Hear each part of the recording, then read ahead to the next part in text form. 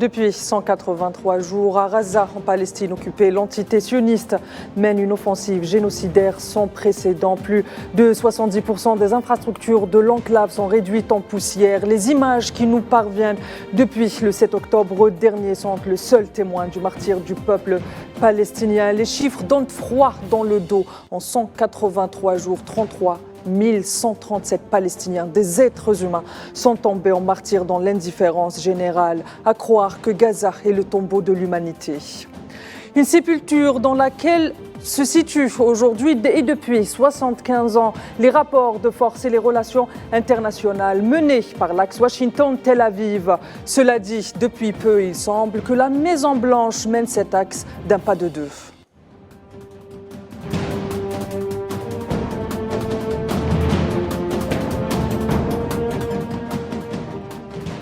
Madame, Monsieur, bonsoir et merci de nous être fidèles. Ce soir, l'échiquier international se pose la question. Génocide à Gaza, Washington cherche-t-elle une nouvelle approche au Moyen-Orient? Et la question à laquelle nous allons tenter de répondre. Et pour en parler, j'aurai le plaisir d'être accompagné ce soir de Omar Benbarti, analyste politique qui nous rejoint depuis Oran en Algérie. Bonsoir, Monsieur Benbarti.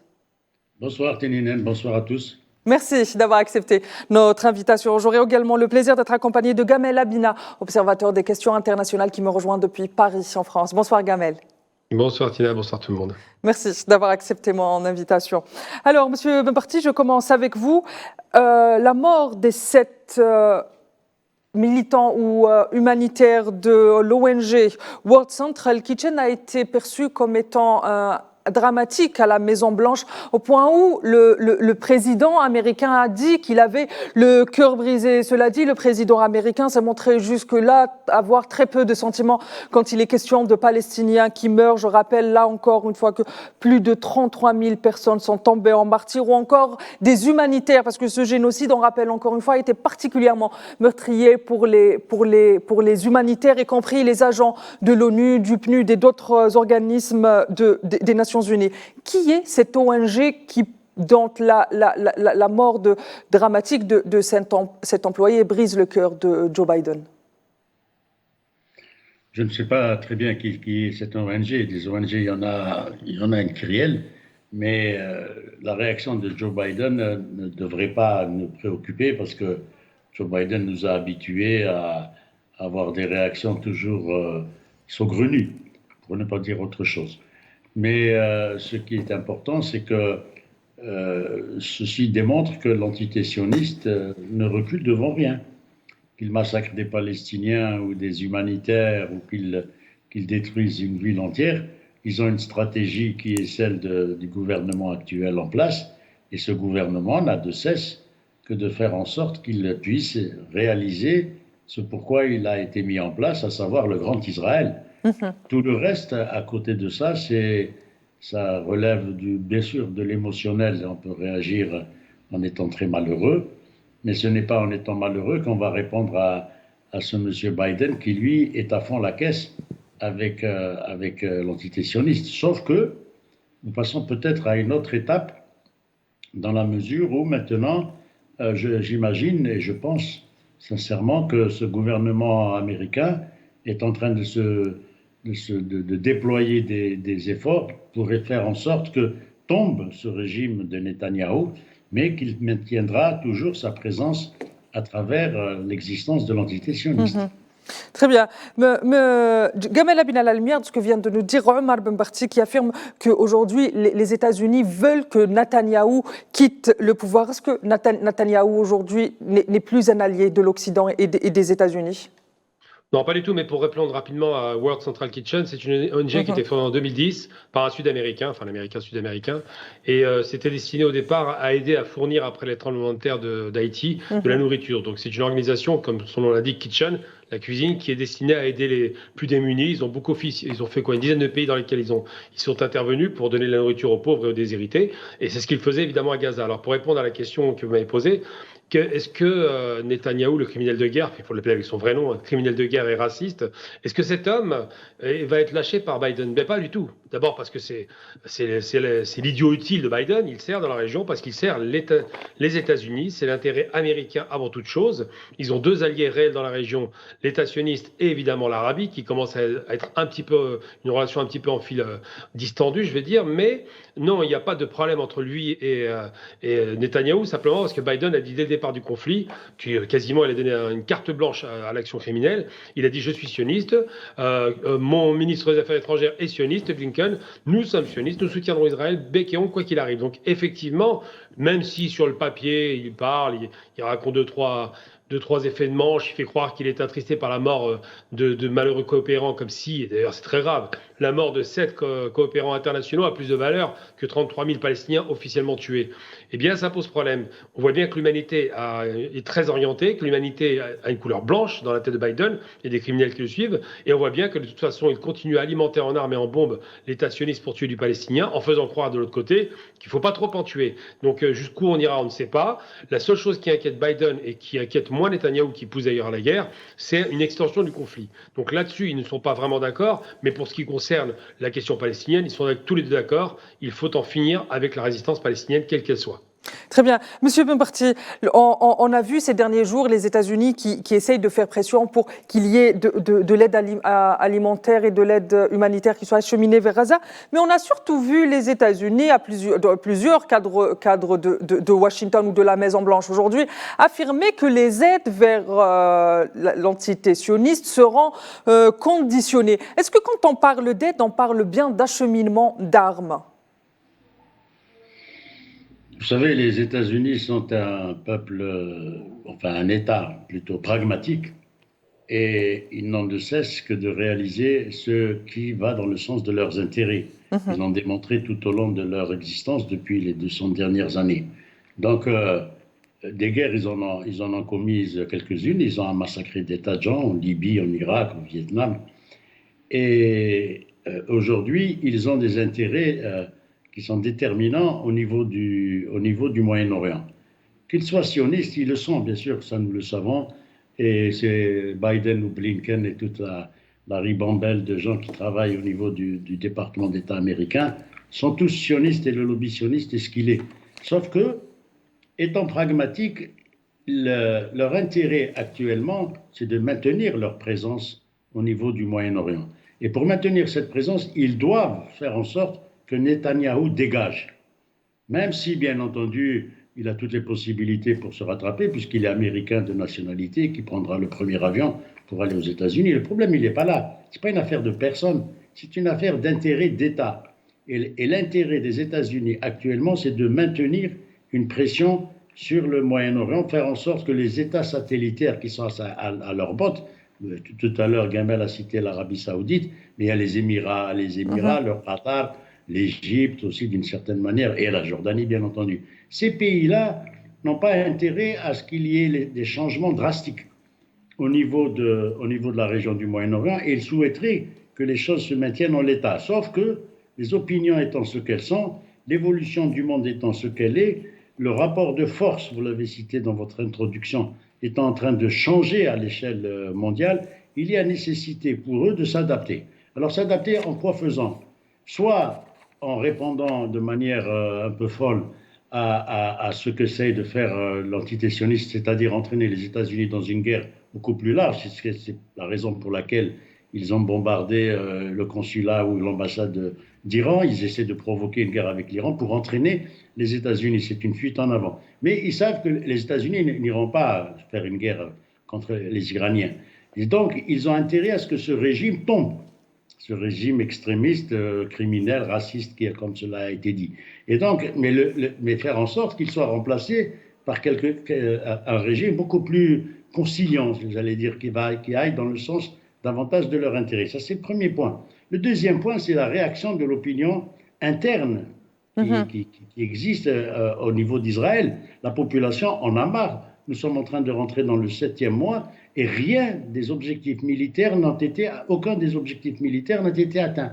Ils n'ont toujours pas réussi à libérer leurs soi-disant prisonniers, etc. Il y a plein de choses de cette nature. Ce n'est pas en détruisant une ville entière, comme ils le font tous les jours, qu'ils vont obtenir un résultat militaire quelconque. Bien entendu, ils bénéficient de la complicité de certains gouvernants qui se trouvent au niveau de certains pays qui les entourent. Mais les États-Unis ont intérêt à ce que le gouvernement change. Très bien. Je viens vers vous, Gamel Labina. On va revenir sur ce point justement des relations qu'il y a entre le reste des pays au Moyen-Orient avec les États-Unis et l'entité sioniste. Mais pour l'instant, on va continuer avec ce point sur les armes. Pourquoi est-ce que pour l'instant l'aide militaire apportée par les États-Unis à l'entité sioniste n'est pas conditionnée comme on peut le voir avec les aides, par exemple, envoyées par les États-Unis aux Ukrainiens? Elles sont conditionnées. C'est la première partie de ma question. Et la deuxième, est-ce qu'aujourd'hui, finalement, les États-Unis peuvent imposer à Netanyahou de ne pas utiliser les armes contre des civils à Gaza? Alors d'abord, pour comparer le rapport à l'Ukraine, qui a été conditionné parce que c'est la partie trumpiste qui ne veut plus de cette guerre, ils ont en face de la Russie, la guerre est perdue, on le sait tous, hein, c'est difficile de croire que l'Ukraine pourra conserver les 20% de territoire qu'elle a perdu, et surtout, de toute façon, c'est pas rentable pour eux. C'est-à-dire que l'Ukraine ne pourra pas rembourser la dette monumentale qu'elle a dû supporter pendant 2 ans en recevant des armes qui sont vendues, elles ne sont pas données, hein, ça c'est un mythe. Ils votent des budgets uniquement pour pouvoir financer des armes qui seront vendues. Les États-Unis ont toujours vendu des armes, comme pendant la Seconde Guerre mondiale, c'était vendu aux Européens et ils ont mis quasiment 60 ou 70 ans pour certains à rembourser la facture de guerre. Donc aujourd'hui, la question, c'est de savoir pourquoi est-ce que d'un côté, ils ont laissé tomber, pas parce que les Russes vont gagner et que c'est à fond perdu. Les Américains sont les pragmatiques, ça a été dit par Omar, et donc ils ne vont pas continuer dans un d'un puits sans fond à verser de l'argent qui ne sera sans doute pas remboursé. Alors que côté sioniste, c'est autre chose, parce que c'est un contrôle de la région. Le porte-avions qu'on appelle l'État sioniste, en l'occurrence, est une base avancée américaine. Ça a été dit dès le départ, d'ailleurs. C'était construit comme ça, une base avancée de l'Occident. C'est ce que disait Théodore Herzl, pour contrôler la région, pour contrôler le volet asiatique et arabe de la région. Et donc, il pourrait arrêter d'abord les livraisons d'armes, c'est évident. Ça a été réclamé d'ailleurs par le Conseil des droits de l'homme, il y a encore 2 jours. Donc ils pourraient arrêter ce bain de sang, c'est très facile. Ils l'ont fait en 93, quand ils demandaient à Shamir, qui était pas moins extrémiste, hein, Shamir était très très extrême, et bien quand James Baker lui dit « il faut arrêter immédiatement, il faut négocier, on ne veut rien savoir de votre pensée intime vis-à-vis d'Yasser Arafat, paix à son âme, mais vous devez négocier parce qu'on a détruit l'Irak et qu'il faut donner quelques gages aux pays arabes pour faire croire qu'il y a soi-disant une objectivité chez les Américains », eh bien Shamir s'exécute. Parce que les États-Unis disent on va couper le robinet de l'argent et couper le robinet militaire. Donc tout ça c'est possible, mais ils ne le font pas parce qu'ils ont des intérêts chacun ou convergents sur le contrôle de la région ou divergents sur la volonté d'attaquer l'Iran. Mais une certitude est, c'est que ceux qui contrôlent la région, et ça restera toujours les États-Unis, c'est eux qui livrent les armes, c'est eux qui livrent l'argent, c'est eux qui envoient des porte-avions, qui envoient des satellites, qui envoient des missiles, qui envoient tout le matériel pour pouvoir garantir que l'État croupion qu'on appelle Israël ne s'effondre pas. C'était le cas en 73. Quand les pays arabes attaquent cette entité, eh ben, immédiatement elle s'effondre. Et c'est les États-Unis qui la sauvent. Il ne faut jamais oublier que la première semaine de guerre, les Arabes balayent tout. Donc aujourd'hui, on est sur une réalité à savoir pourquoi ils ne le font pas, parce qu'effectivement, il y a un seuil au-delà duquel ils n'iront pas. Mais s'il y a une extension du conflit, là, ça va être la panique à bord et ils vont négocier de force. Netanyahou va être certainement ça a été dit à l'américain d'ailleurs, il va être certainement le plomb qui va sauter et ils vont certainement placer quelqu'un d'une manière ou d'une autre dans cette pseudo-démocratie qui soit un peu plus à l'écoute, qui sera capable d'exécuter ce qu'on lui dira de faire. Mais aujourd'hui, effectivement, ce bain de sang a démontré plusieurs choses. Gamel, je me permets de vous arrêter quand vous dites qu'on peut le remplacer par quelqu'un, mais dans cette colonie qui s'appelle l'entité sioniste, on sait très bien que l'extrême droite est de plus en plus remontée. Est-ce qu'on ne risque pas aujourd'hui de se retrouver avec un candidat bien plus radical que Netanyahou ?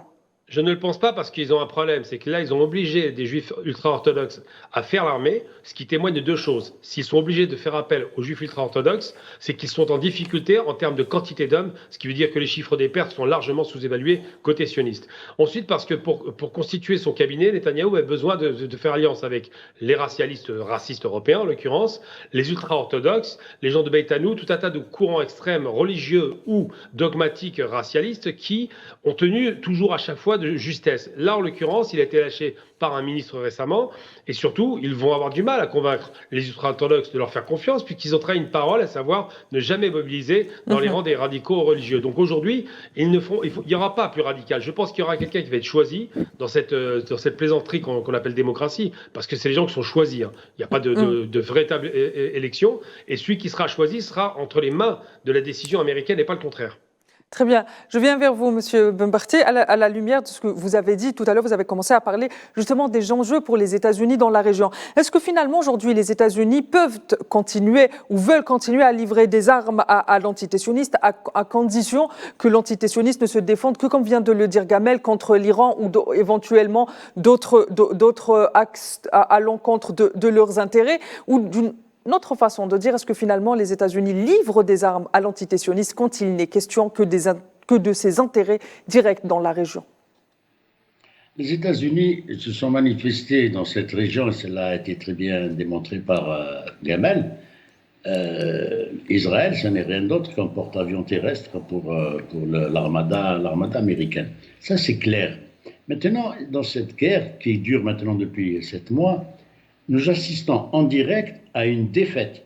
Ça, il faut bien insister là-dessus. C'est la défaite de l'entité sioniste. C'est une véritable défaite qui lui est infligée par la résistance palestinienne.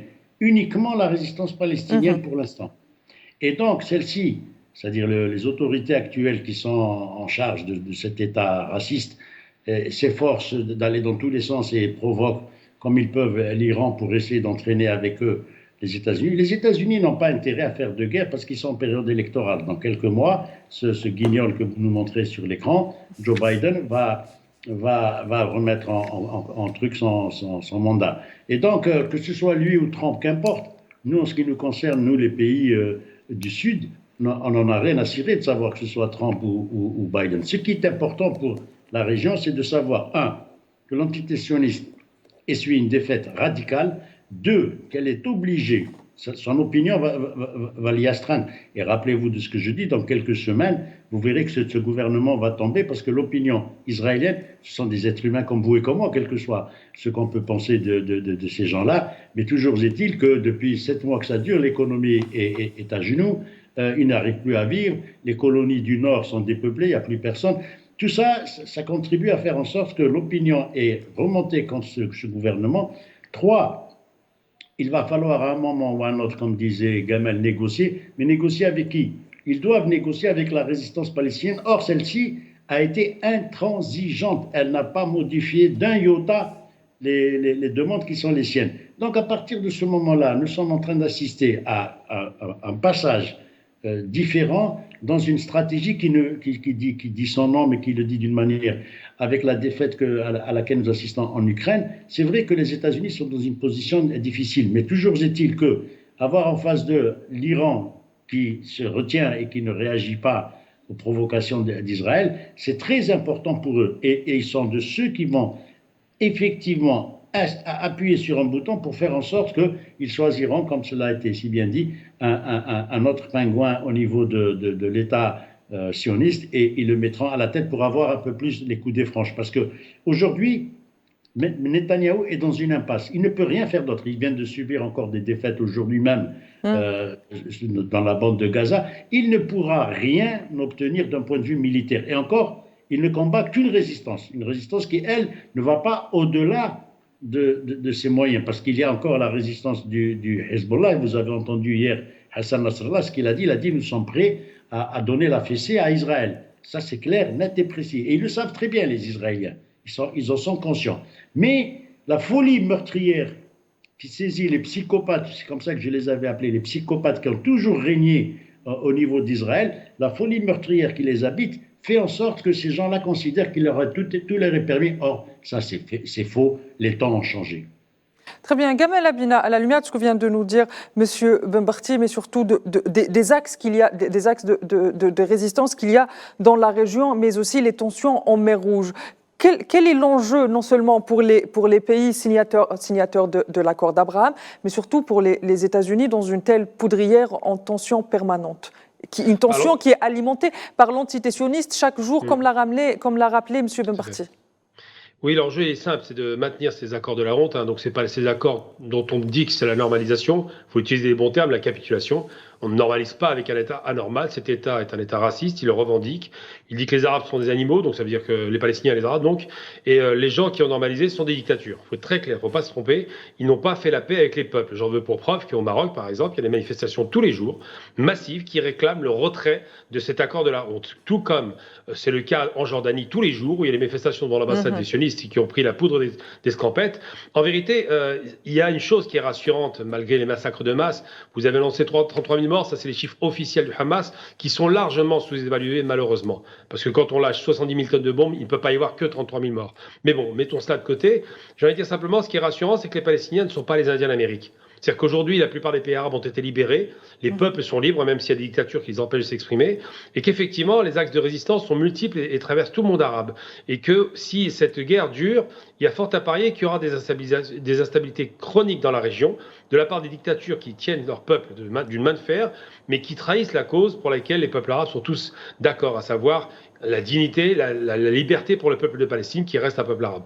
Et donc j'ai envie de dire simplement, c'est effectivement les enjeux, c'est l'instabilité chronique dans la région, parce que déjà on a connu ça avec l'Iran en 79, le gendarme iranien qui était le Shah d'Iran, qui était un traître donc, avait fait la paix depuis toujours avec Israël. Du jour au lendemain, cette paix a volé en éclats. L'entité sioniste a pleuré parce qu'elle a perdu un de ses principaux alliés. Et effectivement, il est probable, je ne lis pas dans le Mar du Café, il est probable qu'avec la provocation, l'agression caractérisée, qui est un acte de guerre, hein, quand on touche une ambassade, on attaque un pays, il est probable que l'Iran réagisse d'une manière ou d'une autre, soit par ses proxys, en lançant une attaque plus importante de la part de ses différents soutiens, Houthi, Hezbollah iranien, Hezbollah surtout irakien, Hezbollah libanais, ça peut arriver, ou simplement une attaque directe de l'Iran est très forte, et c'est en train de discuter avec les États-Unis par rapport à ça. Ils se demandent s'ils vont y aller ou pas avant peut-être l'Aïd, hein, tout est possible. Les Iraniens sont des gens très férus de culture et de symboles, alors ça pourrait arriver, mais ce qui est certain, c'est que si ça arrive, on a en face d'un État industriel puissant, l'Iran, l'entité sioniste soutenue par d'autres États industriels puissants, ça pourrait être une boule de feu dans la région incontrôlable. Et ça, c'est le risque que les Américains ne sont pas prêts à courir. Très bien. Monsieur Ben Barty, une dernière question avant de clôturer cette émission. Un autre peuple ou d'autres peuples dans le monde sont aussi révoltés autant que les peuples arabes en ce moment face à ce génocide que subit actuellement la bande de Gaza et le peuple palestinien. C'est les peuples d'Occident. Donc, est-ce que la Palestine et ce génocide seront peut-être l'invité surprise des élections américaines? Rappelons, cela dit, que les deux candidats en lice ou les deux candidats favoris pour cette élection partagent le même avis sur la question palestinienne. Oui, peut-être que ce qui va se passer aux États-Unis au mois de novembre va changer la donne du point de vue du personnel, mais les principes restent les mêmes. Le Pentagone et la CIA sont toujours là et il suffit de voir ce qui est arrivé à ce pauvre Julian Assange pour comprendre leur manière d'être. Mais ce qui va changer probablement, ce sera surtout les opinions au niveau, et les peuples au niveau des pays limitrophes de la péninsule du Moyen-Orient. Ce sont ces pays-là, ce sont ces peuples-là qui font peur, et ça a été bien évoqué par Amina tout à l'heure. Ces peuples-là, malgré la dictature de fer qui s'abat sur eux, sont tous les jours en train de demander à ce qu'on arrête les accords d'Abraham, que ce soit au Maroc, en Jordanie, ce qui se passe devant l'ambassade sioniste, et en Arabie Saoudite, bien entendu, et les Émirats bien aussi, et en Turquie. Il ne faut pas oublier la Turquie. Et donc, maintenant, pour revenir à ce que concernant l'Iran, moi, je suis persuadé que les Iraniens étant beaucoup plus sages que nous le pensons, et moins sujets à épidermie, ils vont réfléchir ils vont peut-être réagir comme ça a été dit, par proxy avec les Houthis ou avec. Mais les Houthis, c'est important. Hein, ce qui se passe au Yémen, ça a bloqué toute la navigation commerciale et ça, c'est quelque chose sur laquelle on passe très très peu malheureusement. On se braque sur Gaza, mais ce que font les gens du Yémen, c'est beaucoup plus important en matière de stratégie. Bref. Donc, ce que vont faire nos amis iraniens, ils vont attendre et voir si d'ici l'Eid al-Fitr, les choses évoluent dans le sens que moi je suis en train d'imaginer, à savoir que l'entité sioniste finira par hisser le drapeau blanc, parce que c'est une défaite totale d'Israël. Ça, il faut le dire, le répéter systématiquement. C'est une défaite totale d'Israël. Et les Américains sont intelligents et se disent, si on continue à fonctionner avec ce Benjamin Netanyahou, ce sera une défaite pour eux aussi. Et c'est ce qui est en train de leur pendre au nez. Donc à partir de ce moment-là, les opinions des pays arabes vont devoir se manifester. Ça, on verra ça après l'Aïd, Inch'Allah. Très bien, merci Monsieur Benbarti, merci de m'avoir accompagné tout au long de ce numéro. Et je rappelle que vous êtes analyste politique et vous m'avez rejoint depuis Orange. J'ai eu également le plaisir d'être accompagné ce soir par Gamel Abina, observateur des questions internationales, qui m'a rejoint depuis Paris. Quant à vous, très chers téléspectateurs, il ne me reste plus qu'à vous souhaiter une excellente suite des programmes sur Al 24 News.